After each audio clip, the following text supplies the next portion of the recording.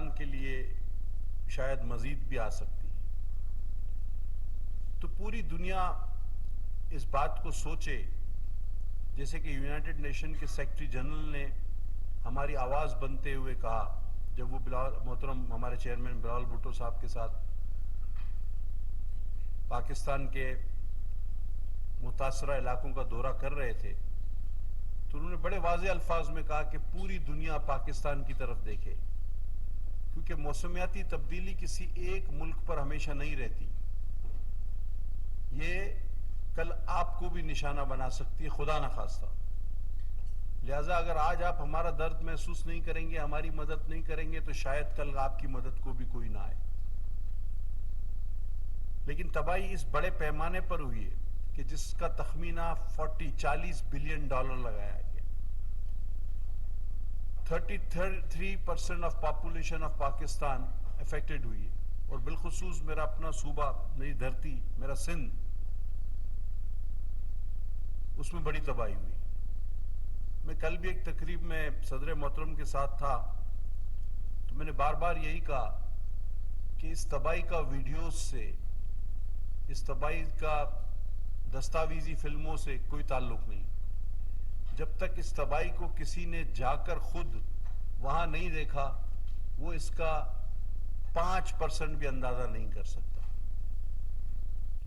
चाहे आप कितनी भी दस्तावेजी फिल्में देख लें, अखबारात देख लें, न्यूज़ देख लें, लेकिन आप 5% भी इसका अंदाजा नहीं कर सकते जब तक आप खुद जाकर बनफ्से नफीस वहां जाकर नहीं देखेंगे। तो उस वक्त तक आपको अंदाजा नहीं होगा कि लोगों का क्या हाल हो चुका है।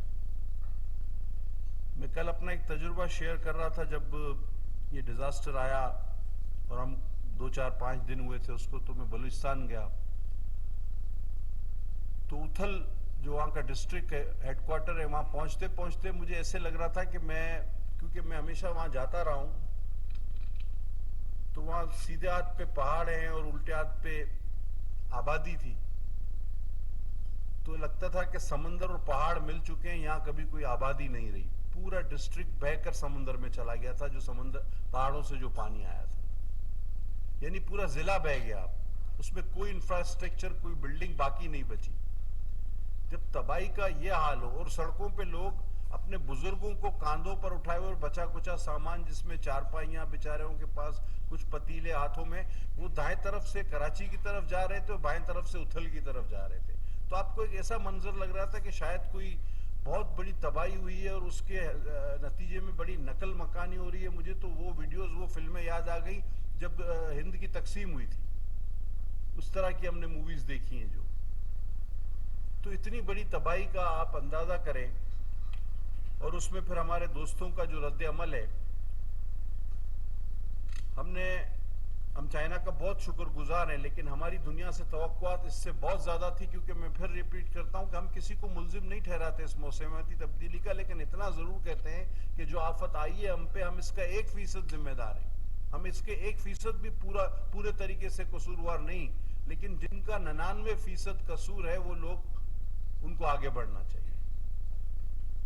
लेकिन हम लोगों की क्या बात करें, हमारे अपने मुल्क में भी आपने देखा कि नारेबाजी होती रही, लोगों ने सियासत की बजाय खिदमत की।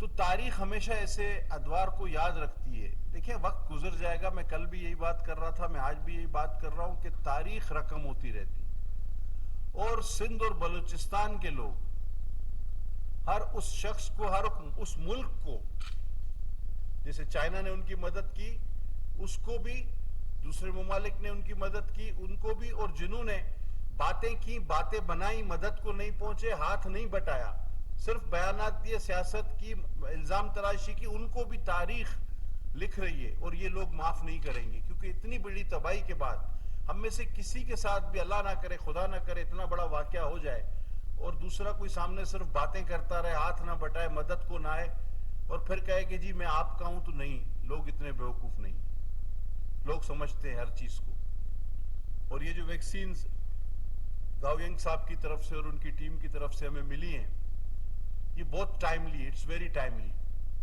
Because the water borne diseases, post flood diseases are there.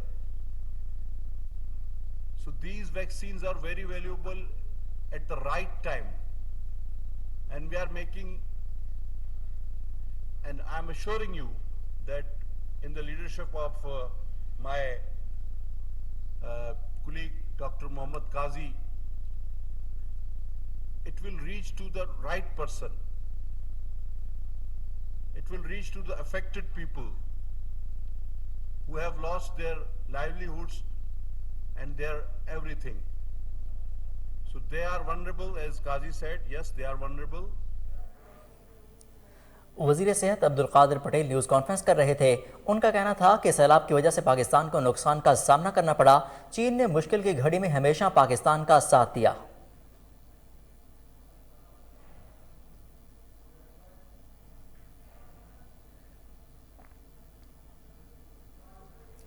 News studio से फिल वक्त इतना ही। मज़ीद अपडेट्स के लिए देखते रहिए कोहिनूर न्यूज़।